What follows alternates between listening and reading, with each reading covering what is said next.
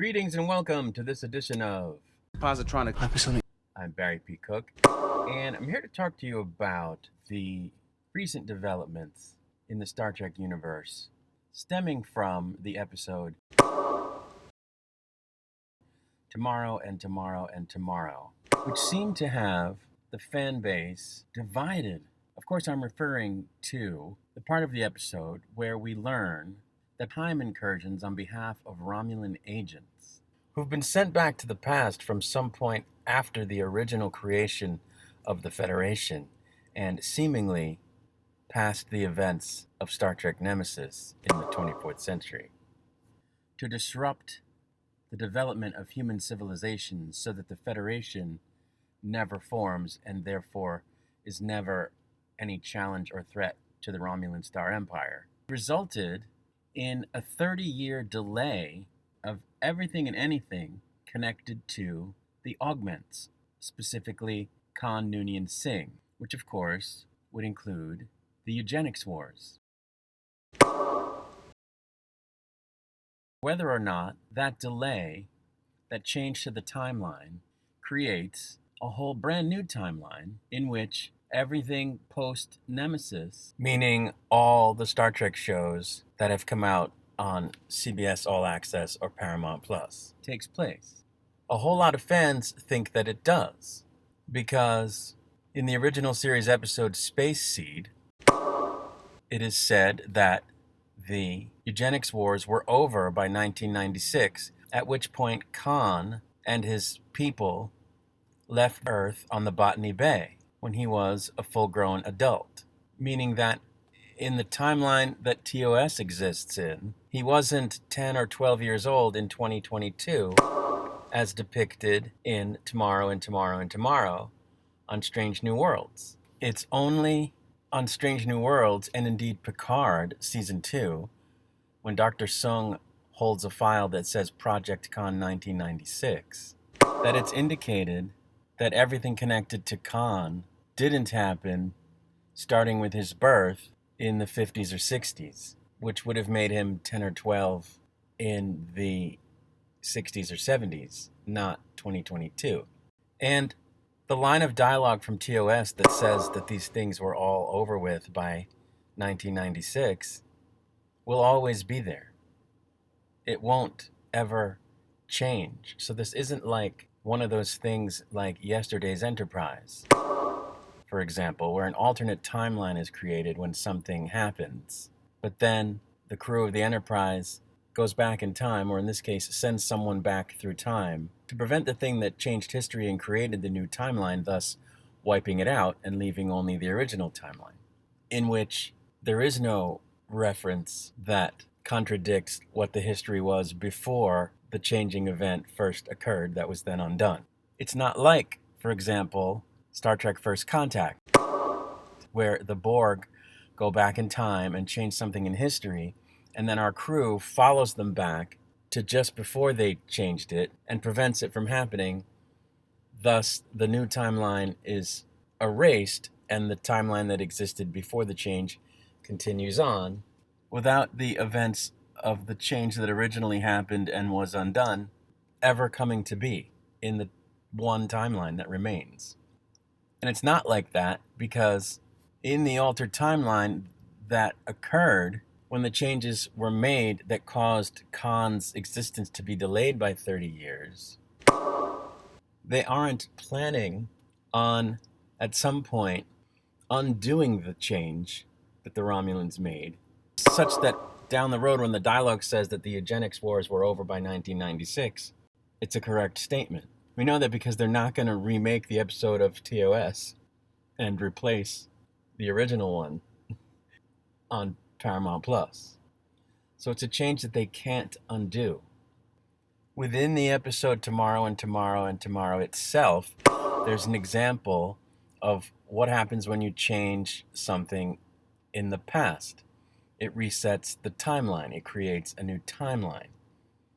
We know this because La'an is on board the Enterprise as captained by KIRK during the PIKE era, and Vulcan is not part of the Federation. There is no Federation. Things are different And then La'an and Kirk go back in time and prevent the change, or at least La'an prevents the change, and her original timeline is restored, thus wiping out the timeline that was created by the change. See, changes automatically create new timelines. And if those changes are not undone, then the second timeline continues as its own thing. And that's what's happening right now on Strange New Worlds.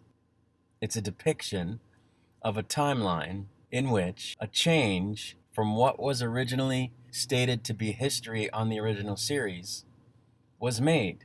And we know that as far forward as the events of Picard Season 2, the change was not undone because the Khan project on the file lists 1996, indicating that Khan was still in development in 1996. He was not an adult who left Earth on the Botany Bay in 1996.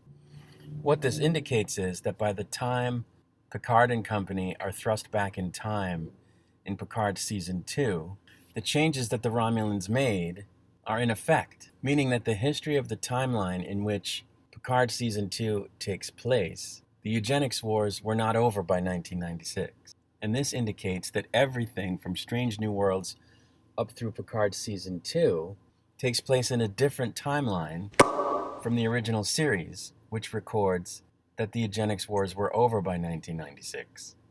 And the other thing is, we know that it's not some accident. We know that it's deliberate. So we know that they don't intend to change it. And the reason we know this is because Akiva Goldsman made a statement about the fact that they deliberately changed this event in Star Trek history. This is what he said. This is a correction because otherwise it's silly or Star Trek ceases to be in our universe. By the way, this happened in Season 1, so this is not a Season 2 thing. It's a pilot issue. We want Star Trek to be an aspirational future. We want to be able to dream our way into the Federation as a Starfleet. I think that is the fun of it, in part. And so in order to keep Star Trek in our timeline, we continue to push dates forward. At a certain point, we won't be able to. But obviously, if you start saying that the eugenics wars were in the 90s, you're kind of fucked for aspirational in terms of the real world. Now, I have no idea what any of that means, and it doesn't make any sense. And I'll tell you why. But it is an indication that they did this on purpose. So they're not going to undo it. So there can't be any doubt that everything from Discovery Season 1 through Strange New Worlds, through whatever would have come after that if they continued to make shows in a forward direction, all the way through the end of Picard Season 3, are a separate timeline from everything in Star Trek that came before it. Every series, every film. Because that's just how things work in Star Trek. If somebody goes back in time and makes a change, an alternate timeline is created. Only when that change gets undone does anything that occurs after it's undone take place in the same timeline that existed before the person or people went back in time and made the change in question. Even as far back as the original series, we know that this is how it works because of the events of City on the Edge and Forever. McCoy goes back in time and saves Edith Keeler from dying, and it wipes out the Federation. Kirk and Spock are stranded on the planet with the Guardian until they go back in time a little further and prevent McCoy from saving Edith Keeler, which resets everything and puts the Federation back into existence and makes it so that they can get off the planet. But had they not undone it, the timeline that was created by that change which wiped out the Federation and Starfleet would simply have continued. And this is what's happening now. The Romulans went back in time at some point after Nemesis and made a change that created a new timeline. What makes all of this tricky is Enterprise. Because Enterprise had episodes that dealt with the augments from the period of the eugenics wars. So if on Enterprise they refer to that stuff having taken place in the 20th century, either by saying the 20th century or referencing a particular year from the 20th century, then we're not only dealing with a branched timeline within a single universe, but different universes. And in any universe where Enterprise refers to those things as having happened in the 20th century, The period that followed, during which Pike's period as captain of the Enterprise takes place, would not reflect the changes and would continue on straight into the TOS era, where they also reference the events of the eugenics wars as happening in the 20th century. If it doesn't mention the 20th century specifically, or a year from the 20th century specifically, then those events can still be part of a timeline that's different from that of the original series, and which directly precedes this altered timeline of the Strange New Worlds era, even though, of course, originally it was a direct prequel to the original series events and anything that transpired before those events after the period during which Enterprise takes place. I don't happen to know what those references are because I haven't watched those episodes in a while. Of course I can, but those are the two scenarios that would exist depending on what is in fact said in those episodes. If anything, it references the 20th century or a specific year from the 20th century, which again would mean that it's in the same timeline with the original series, and that what we're seeing on Strange New Worlds is a separate timeline where the period during which Archer was in command of the Enterprise, which we haven't seen in this timeline, would not have referenced the 20th century, but would have referenced instead the 21st century, if it were to be made. Now, I said at the outset that the fandom is divided over whether or not the changes made by the Romulans created an alternate timeline. They really shouldn't be, because it's clear from everything else that's happened in Star Trek that changes to the past which aren't corrected result in alternate timelines. The fact that we don't always see those alternate timelines doesn't mean they didn't get created. Just because we're only seeing the same timeline continue but with the change incorporated doesn't mean that the alternate timeline doesn't still exist in a parallel continuum, aka universe. But generally in Star Trek, when a change is made to the past that isn't corrected, an alternate timeline is created, and only when those changes are corrected is the alternate timeline wiped out, from the point of view of the people who undid the change. So, in a timeline where we know a change has occurred from the perspective of the people in the timeline, there is no point at which the change gets undone. Therefore, they continue to exist in that alternate timeline that's different from the one in which the change didn't originally occur. That's just the way it is in Star Trek. So I don't think it can be denied that everything that's been on either CBS All Access or Paramount Plus in terms of Star Trek is a different timeline, if not also a different universe from everything else we've seen. Now, the people who don't want to believe this, who deny it, will say, well, the producers of the show, Paramount, consider it one universe. They think of it as all one universe. They've not come out and said, yes, this is a separate universe. They, in fact, deny it by saying that it's all one universe. But that doesn't change what's on screen. They're just lying because it benefits them for the fans to think it's all one timeline. They're just denying what's obvious, and they're denying how the rules work and have been shown to work, so their denials aren't worth anything. It's obviously a separate timeline, and the thing is that it accounts for all the other crazy canon discrepancies that have existed since Discovery began running, of which there are a ton, so it's perfect. I also said earlier that I didn't think that the explanation for why the producers decided to make the change made any sense, and it doesn't.